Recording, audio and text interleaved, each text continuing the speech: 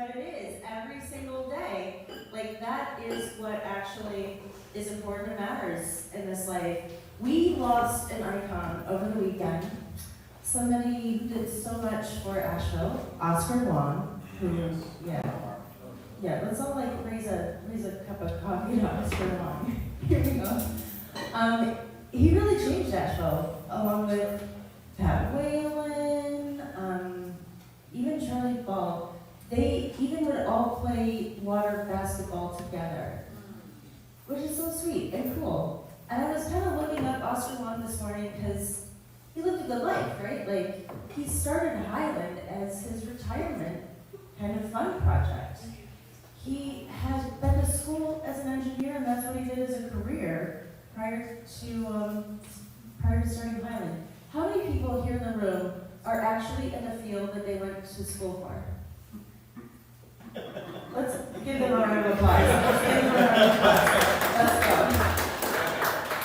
Because it gave me pause for reflection, like thinking about Oscar Wong, and like, he created something that is so cool. I looked at the property the other day, and I was like, oh my gosh, they've like doubled the disc golf course. Like, there's 18 holes, or I don't even know what they mean. But I was like, that is a massive amount of property to dedicate to disc golf, to, volleyball, to concerts in the field. And I read a quote from Oscar Wong that said, personal relationships are what matter in all the things. And that's what we're doing here this morning. That's what we do every morning. And that's how he lived his life, and that's what he built. Today, we are lucky to have the folks from the Goodwill with it's called Career Quest. So yeah, this whole like Oscar Wong thing got me thinking about. I was just thinking that. What a great intro. Like, it's like how many people like end up doing the thing that they set out to do, and how many of us like went to school for something that maybe, I went to school for industrial design and interior design, which is funny to me now. But yeah, but it's like life is such a cool journey. And these folks today are going to come up here and talk about how they're trying to get kids more aligned with their future mission by putting them on the right path and the right place. So if we can all put our hands together.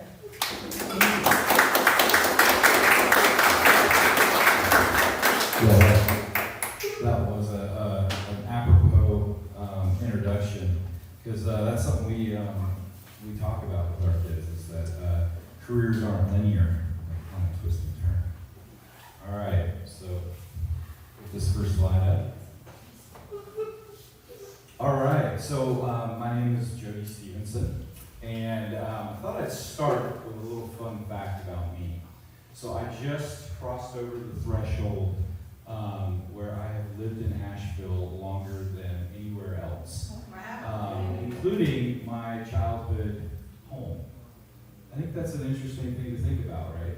So, I came here, like so many of us, about 20 years ago as a transplant, and I fell in love, right? Like so many of us, we get here, we're like, this is a unique place. And so, some of the reasons that I love this community is that we know how to have fun together. I think that's really important too, because we also know how to rally around each other when times are hard. But most of all, I think what keeps me here is this city is a creative place. We create businesses, we create art, got a really good music scene. And so that creativity is something that I really love. And I think through all that, I was reflecting, and I've raised a teenager here, been through a worldwide pandemic here, and now a 500-year flood. So I think I can start calling this place home for all those reasons. And I love this community. But anyway, that's not exactly why I'm here today. I'm here to talk to you about a little career exploration program that I started a few years ago called Career Quest. So every story has a beginning. What I'd like for all of us to do, if you wouldn't mind, is to close your eyes for a second and go back. Try and remember when you were around 12 or 13, because that is around the time we all start to be asked that big question. What do you want to be when you grow up? So think back. What was your first answer to that question? Okay, go ahead and open your eyes. I want you to meet my daughter, Juna. So I asked her this question when she was 12, and yes, that's her, but she made me do a little pinky thing on her. But yeah, I asked her this question when she was 12, and she said, dentist and teacher. Can anyone raise their hand in class and tell me why you think she chose those two? Anyone? Yes? This is what she was exposed to? Exactly. All right, give her a round of applause. So, yeah, those were two things that she had been exposed to, right? And it was right then that I realized that as a parent, it's my job to give her as much exposure as I can, especially to career opportunities. And it will allow her to have things to think about at least, and hopefully maybe something to dream about, right? But then I realized shortly after that it wasn't just my job as a parent, it was all of our jobs as a community to expose our youth to as many opportunities as we can so they'll have a bright future. And so that's where Career Quest comes in. And that's where you guys come in, right? So we launched this little career exploration program. And before I get ahead of myself, I want to go back to 2020. So we had just launched this program and started taking youth out on tours, focusing on tours. And right after we had started, we've done a few, we had to stop because of the pandemic. But that didn't stop us, we pivoted. And the next thing we knew, we were doing virtual tours on Zoom. So we would invite an employer onto a live webinar and interview them in front of our crowd and have a little Q&A at the end. And those were about, an hour long or so. And that, went really well for a while, but then, we all started to have Zoom fatigue. And we knew that we really needed to get back to that face-to-face engagement and taking these kids out on real experiences. But we also were really surprised at the content we were getting from these interviews, right? So we decided, as soon as we get back, we want to bring these interviews with us. But no one's going to go back and watch an hour-long webinar. So that's when we decided we built a studio and invited employers in to interview with us. And we condensed those down to YouTube size, right? And we made those interviews part of our curriculum. So if we wouldn't mind, let's watch a few of those. Welcome to Career Quest. My name is Jody Stevenson. I'm here today with Michael Horvath. He's the Executive Administrative Assistant over at the Asheville Hotel Group. Michael, thank you for being here with us today. I'm Faith Bischoff. I work with the Next Gen and One Life programs here at Goodwill. I'm joined today by Sasha James, who is a recruiting sourcing specialist for the Grove Park. Mike Van Gilder here with Goodwill Industries in Asheville, and I am talking today with Meredith Campbell. Meredith, why don't you tell us a little bit about yourself, who you are, what you do? My name is Mark Roberts, and today we have an awesome guest with us today from Blue Ridge Power. His name is Eric Grant, and he is the Director of Learning and Development. Thanks for coming. Well, thanks for inviting me. I'm glad to be here. Today we've got a great opportunity to talk to two members of Always Best Care. I'm talking with Savannah Worthington. She is the recruiter and HR administrator at Always Best Care. Welcome to the show. Thank you for having us. So One thing we always like to start with is just asking somebody a little bit about their career and how they ended up in their position.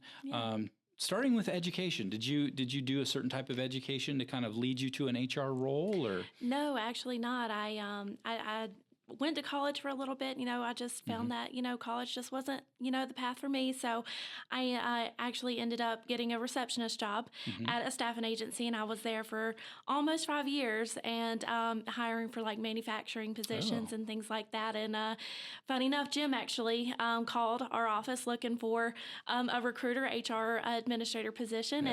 And I said, hey, Jim. I'm going to have a link later for you guys to go check out that YouTube channel. We've probably got 50 plus interviews at this point. Some of the folks, at least one or two in here, have been on those interviews. And those are really important because we take those interviews and we share those in our classrooms as part of our curriculum. But I want to invite my colleague up here, Carlos Edwards, to talk to you a little bit more about what we do in the classroom. Take it away.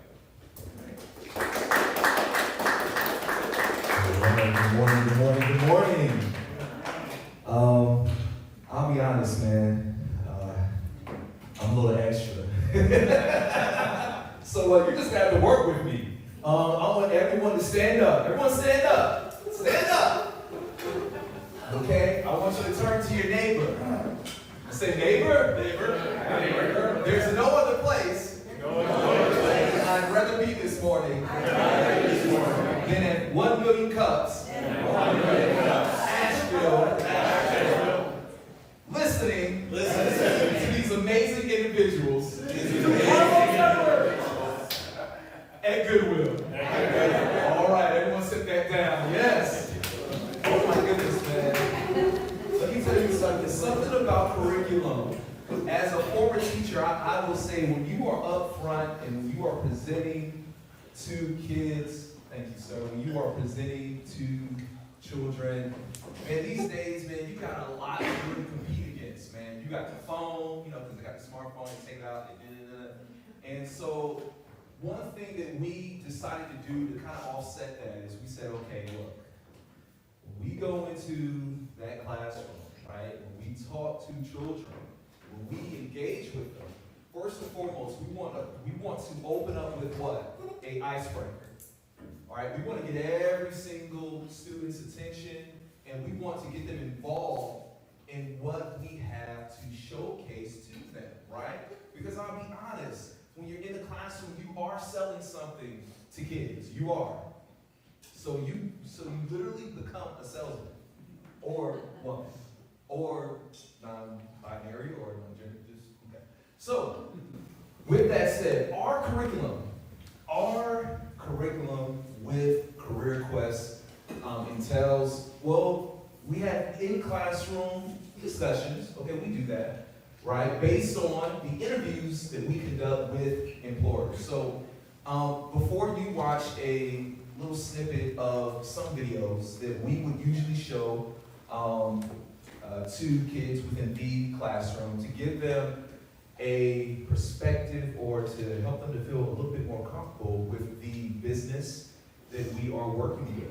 And so it's something about if I'm in a classroom and I'm talking to kids about someone that I met, but then there's a huge difference when I can turn on the TV, push play, right, and then they see me or Jody on TV interviewing the same individuals that they would actually get to meet. It's like they almost think like, oh my gosh, like, you guys are serious now because you're on TV, And so that thing is so beautiful. So our goal basically is to get the wheel turning before we hit the road for the tour, right? So our out of classroom tours of our interviewees' place of business.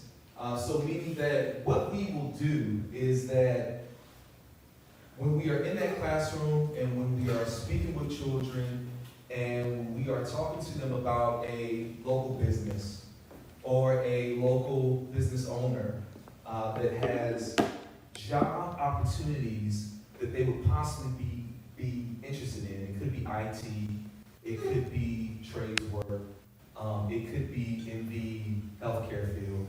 And so we try to cover a wide range of different career opportunities. Why? Because kids are different, right? Everyone's different. We don't all think the same.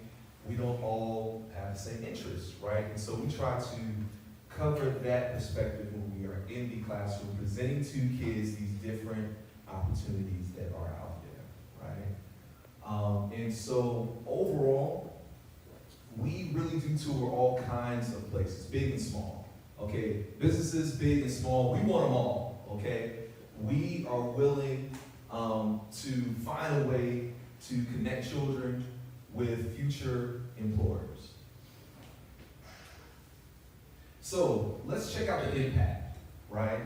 So our impact that we've had, I can honestly say you can't really poo-poo at it, right? So over 700 students served, right? Over 50 employer partners, right? And one thing, this last number I love, because if the kids like it, then you might be on to something, right? 100% of surveyed students reported increased career awareness. So it's beautiful, right? We want to get youth to start thinking about what they want to do when they grow up before they're grown up.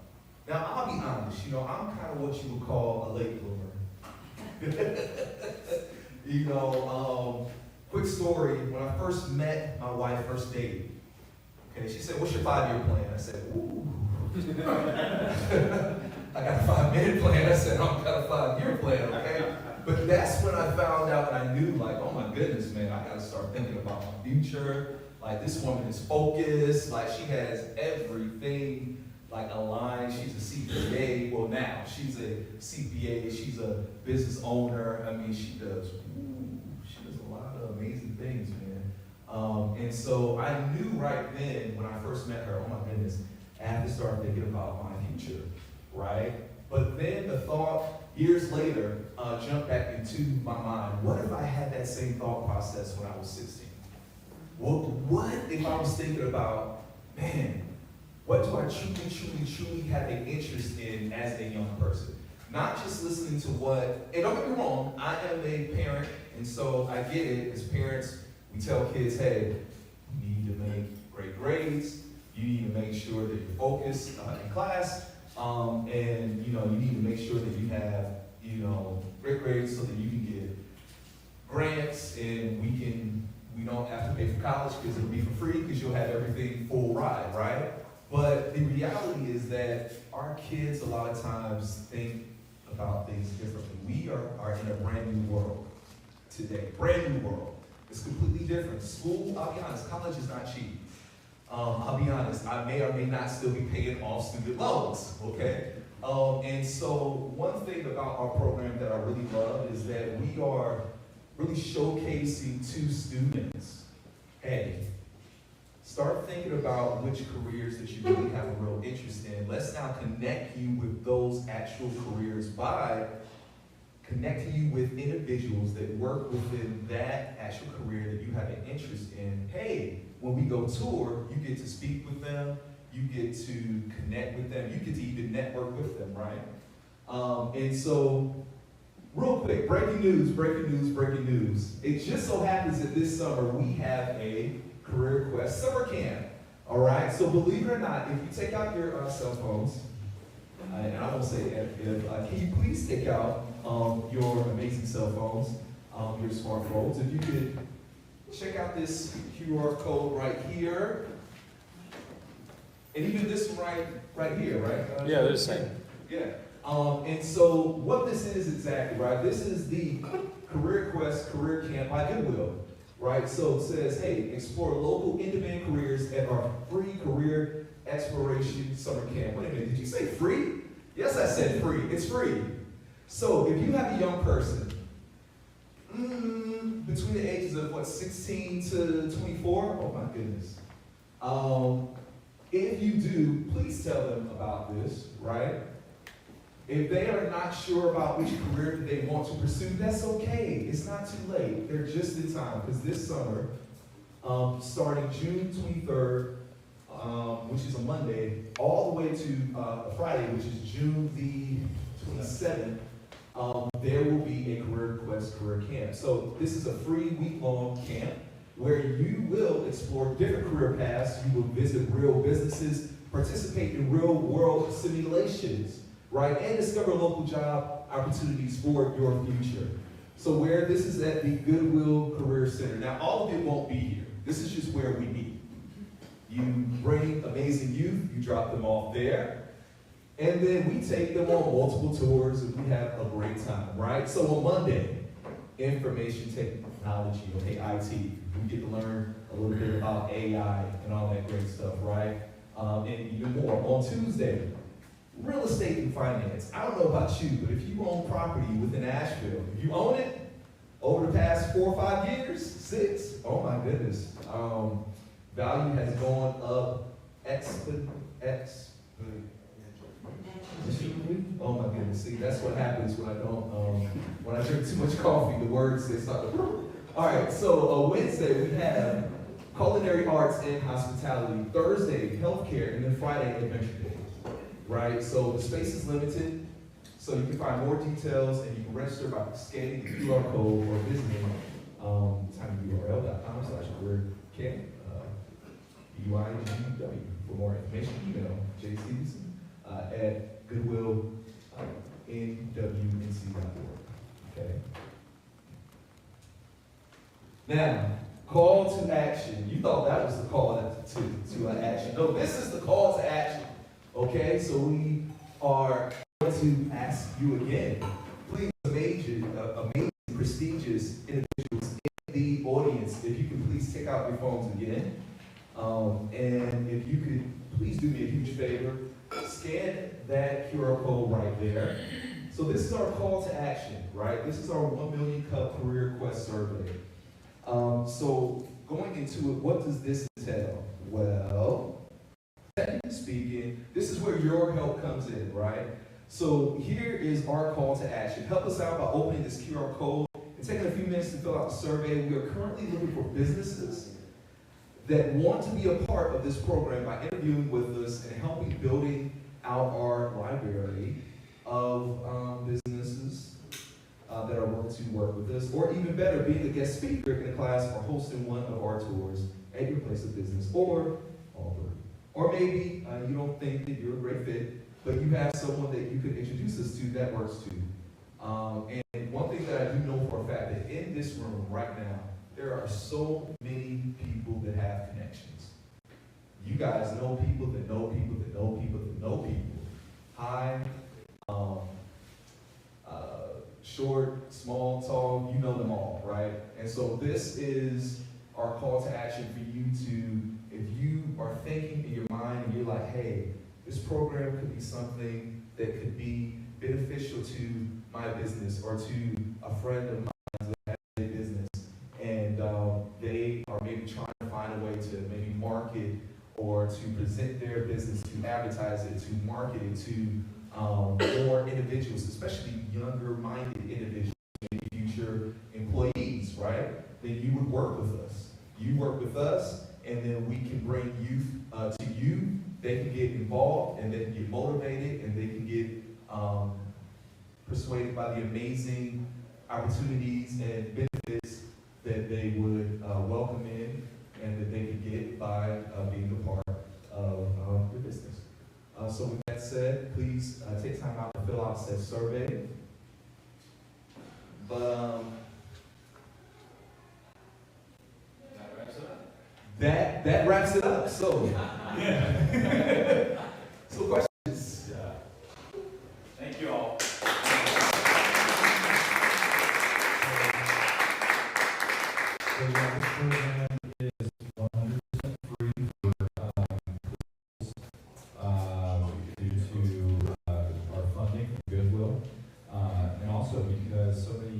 Business owners are willing to volunteer their time. Thank you guys. Any questions or comments? And we really are hoping to get some feedback from you too. All right, we got this hand. I'll take it over here. Oh, you do. You got the mic. Yeah. There it works. Hey,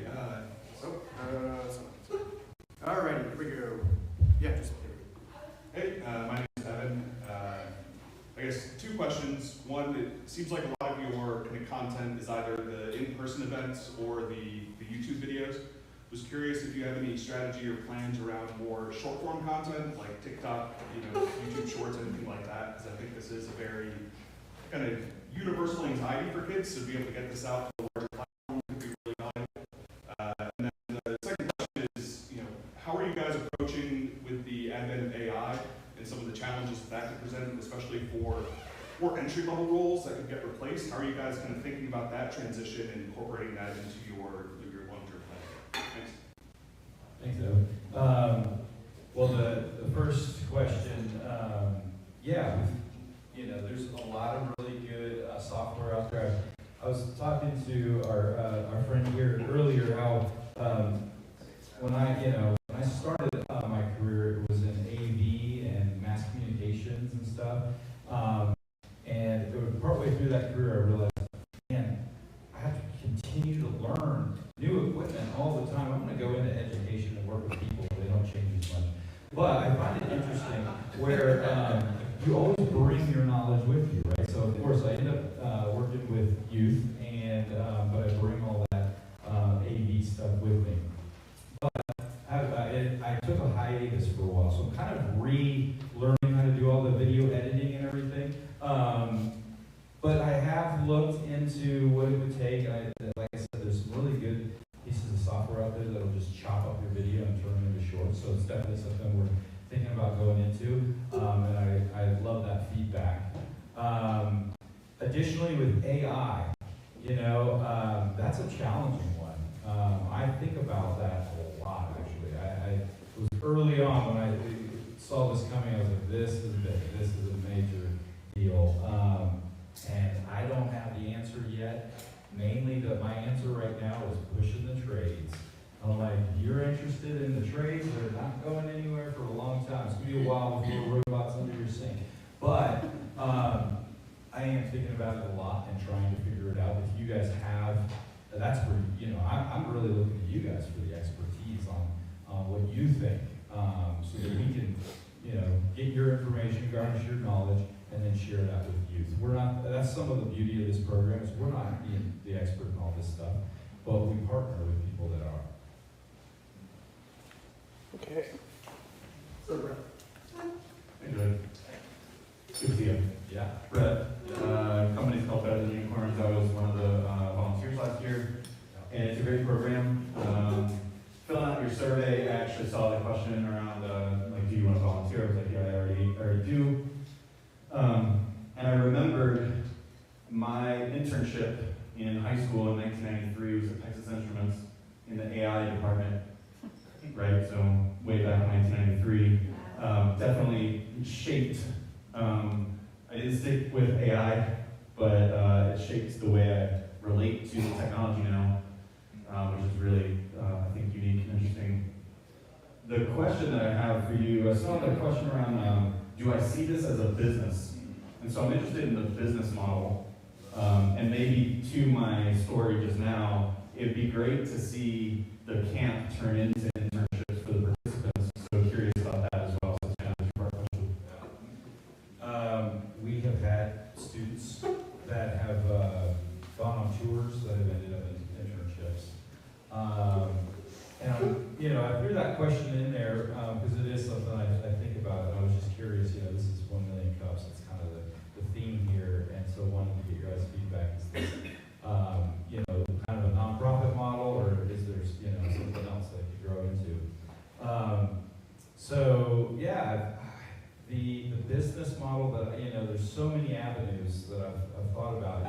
As far as like, is it train the trainer and just provide content to teachers so that you could grow it? Because right now it's me and Carlos here, and I invite other members of our staff over at Goodwill to do interviews for us. So it looks like we have this huge team, but really it's just 2 of us this morning. So don't go anywhere. That's all we need.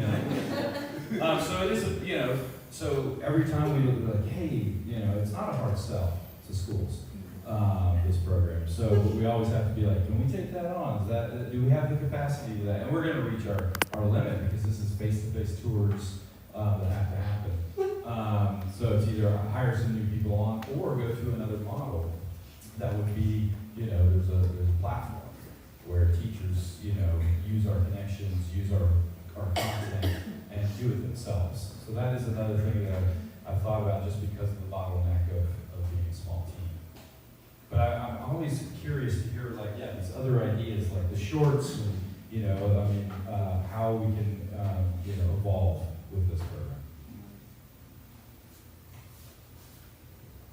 Hi, my name's Kelly, and my question to you is, immediately I thought of my nephew who is way over in Washington State, who's just about to graduate. And I'm just thinking, you know, like, of course I would love for him to be exposed, because when you said that thing about exposure, you know, he's got a limited exposure and he's kind of just doing what his friend is wanting to do. And so I'm just wanting to know, have you even gone into the realm of like national, like the idea about thinking about national, or are you just thinking local? Because I just think it would be interesting to have that lens, because it might dictate and sort of expand how you grow your business. Yeah, I guess, you know, it would have to be a little mix of like virtual too, right? Like in that sense, or if people are willing and they're open-minded to, you know, actually kind of. Well, you know, YouTube is national. So all these interviews that we're doing with folks are on YouTube. So people can go and watch them. Teachers can go, you know, check them out as well. But you know, the one thing that we do to kind of make our program a little more unique, there's been other programs out there that have done career exploration. I think there was one in town, virtual job shadow. I always kept an eye on them. But you know, they used a lot of like stock video of just, you know, this is what it's like to be this job or whatever. Our little niche is local, at least at this point, right? Is using you guys, using our local community, because we're working, a lot of times we're working with CTE classes. That's what shop class kind of evolved into. It's called Career Technical Education. And so those are students, it's an elective, that may be looking at just going right into work, not doing the college experience necessarily. Yeah, so with those individuals, you know, it's like, well, let's show them what is available here in our community. Again, that model is a little, I'm creating a bottleneck right there. You know, how could you replicate that far and wide? But I have also got feedback from the CTE teachers and people that the fact that it is local is kind of pretty cool. Yeah, but it is an issue as far as growth. But yeah, those videos are on YouTube. Hi, I'm Mara, and I love how you. Hi. This is not very loud. I hear you. Okay, I'm Laura, and I think it's sounds like a new program. It's really wonderful. I wish I had it as a kid. And what I was thinking that when you had us, you know, close our eyes and when we were 12, I'm thinking, well, you know, when you're 12, it's a time to be, you know, dreaming of things. And not only that, like setting up for in high school, like what courses maybe to focus on doing really well in. Like if I'm going to be an engineer, then I need to really focus on math and sciences. So I'm wondering if you've thought about doing a program for someone who's more in the 12 to 16 age range. Yeah. It's interesting because CTE classes aren't in the lower grades yet, and those are usually the teachers that welcome us in. But it's being talked about starting earlier, starting to talk to kids earlier about careers. So it may end up in middle school that we would have an avenue in that way. But yeah, I love your comment. I agree with it 100%. The earlier one can start with planting those seeds, the better. And that's kind of where the whole thing got started too. With me, kind of having that light bulb that went on. Now, Peter.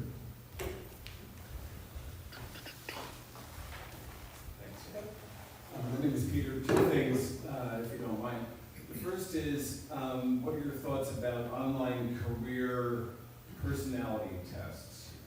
All kids see where their skills are, and we got person, yeah. And the second thing is how do you get people at age 16 to start thinking seriously about their adulthood? Oh, man. Well, to answer, I guess, the second question first, getting 16-year-olds to start thinking about adulthood. A lot of times I have honest conversations about money, and we go through a scenario in which you are making a certain amount of money per year, per month, and then you have these bills. And then we go into how much money it takes to then pay for certain bills, and how much money you then would have to make. And then we kind of transition and talk about now how much you can make working at certain jobs. And then we break that down. And so once we start to have those conversations about money, about impact, about how much you can make with it, what you can do with it, where you can live, what you can buy, what you can't buy, what you can do, what you can't do, they start to then figure out very quickly, oh my gosh, like if I'm only making $16 an hour, living in Asheville, woo, mercy, it's gonna be tough, right? And so that starts to get their minds going, and they start thinking, okay, I need to start thinking about a career path that I feel comfortable in, but one that pays enough for me to have a life that at least I can go home, right, and feel like, okay, I'm good. Can I add something there? Yes, please do. That brings up something that I noticed early on, especially with working. I've worked in workforce development circles for a very long time, and people will come in and seek assistance over at our career center. And I watched over and over again that they typically will look on Indeed or wherever and apply for things they've had exposure to. And if you're talking about entry level kind of individuals, that is difficult. Yeah, those that you can't survive on entry level wages here in this town. And what I've noticed is that they apply to retail, restaurants, grocery stores. Why do you think that is? Those are all places you can walk into and take a look around and understand, oh, well, I can work here. You don't get to go into Linamar without having access, right? You don't get to go and find, that's where we come in. We build those relationships. We set up the appointment and bring the group in. But, you need to go out and see firsthand, like manufacturing, it's clean, it's robotic, it's an interesting place to actually work. Not I'd never work in a factory kind of thing. So that's kind of another connection that we try to make. How are we doing on that? Yeah, we'll do one more question. You know what, just to touch on the second part, your part about The personality test. yes, personality tests. What are my thoughts on them? I think they can be helpful to get students to start thinking about what they have, like a actual interest in it, and it kind of helps to kind of steer them to that path. But personally, I wouldn't put 100% all my resources into that. I would have that as like a part of my whole kit, I guess, of just multiple options, multiple resources to get kids to start thinking about like their future, if that makes sense. I piggyback off of that and say that those assessments need a lot of guidance. I'll tell a funny story. I used to go into prisons and do programs in prisons, and we would do those types of assessments. And I remember one day this guy came over, he's like, oh, it says that I should work in a pharmacy. And I happened to know that he was in there for drug charges. So, we have to kind of look a little more and be like, well, what skills are involved in that? How can we transfer those? And so, anyway, yes, definitely assessments play a part, but guidance through those assessments. Hey guys. Tom, you're just gonna. Thanks Carlos and Jody. My name's Adam. I'm looking at the camp, and I'm curious, do you already have everything set up for the different industries that you're wanting to connect to? Oh yeah. And what industry are you wanting to have them exposed to that you haven't yet? Hey,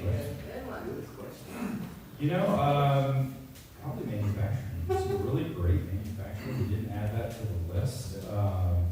It's a, you know, with the time frame, we kind of put this together a little bit last minute because we got some funding that we needed to spend. But yeah, maybe manufacturing. What else? Anything else you're thinking of? Construction, maybe? What's that? Construction? Yeah, the trades. Yes. The trades are good. Yeah, I'm a big proponent of the trades. And we're trying to figure out how to do that one. because Well, there's it's hard. tiny home builders where they do it in a enclosed place. You guys, And bring we us can come in and connect us. tour all those different contractors. They also say like the future, or like this microphone Talk is about very quiet, this one is very quiet. Yeah. But they say that like we need more electricians and plumbers in the future, nobody is like getting into that, like, it's like, yeah, we need more of that, because I mean, who will fix the things? And it pays well too. Thank, yeah. One quick suggestion. Microphones, okay. Habitat for Humanity, like, will allow people under 16 and up to bring up to like 20 plus people out to a construction site and like be immersed. Yeah, our team just did a volunteer day with them, but and, you know, obviously not profit or anything, but they have careers available there. The exposure to all those different types of trades on the job site are all kind of encompassed in those things. Habitat for Humanity. That's right. Okay. You're building a whole Thank you. village, Thank right? you. Maybe it's just my voice today, maybe, I don't know. It's been like.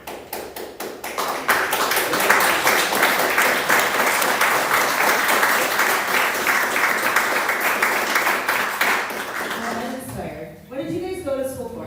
I went to school for middle school education. Yeah. Which is great. A middle schooler myself, so what do you do?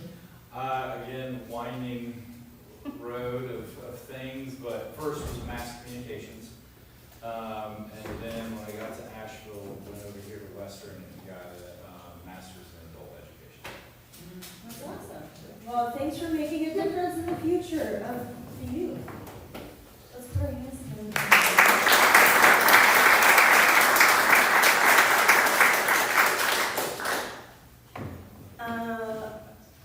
Okay, can we back up just a couple since we didn't really do the beginning? We got a little dancing one now. Let's go to the next one.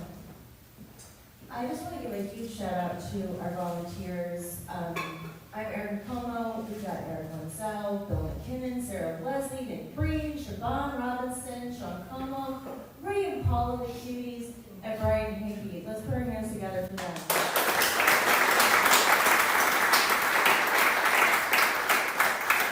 Everybody knows that we've been going through some changes with funding, etc. And Isaac, who is in the back of the room, has been a rock star. Can everybody just stand and give him a round of applause? This is Isaac's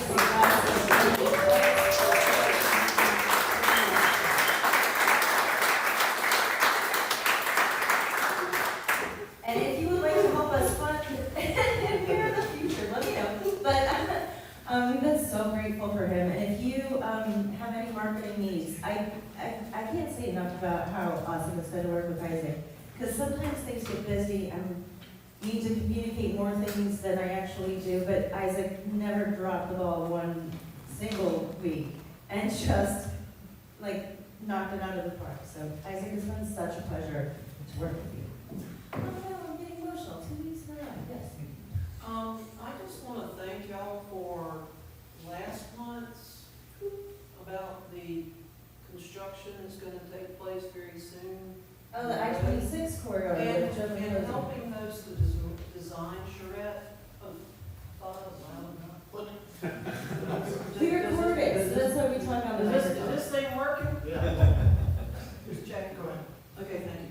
So the design charrette was vitally important to everybody. Yes. You're here. Okay, thank you to Urban, Urban 3. Yeah. If I say it like Mars Pony, okay? But I want to just say, it woke me up to the dire need that this is going to create in our community. And the comment underneath everything is, they're going to do this to us after the flood. Right? It's going to wreck us, in my opinion, and I know people who already looked at that and said, I'm leaving. I could be one of them, because I'm a freelancer. I don't have a public storefront, and it raises a lot of concern, and there's still, I think, public comment.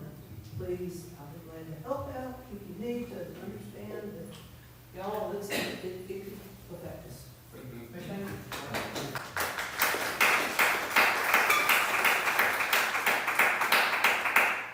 Thanks for giving me the affirmation on that, because I had to bump somebody to put Joe up here, but it was like that important to our community.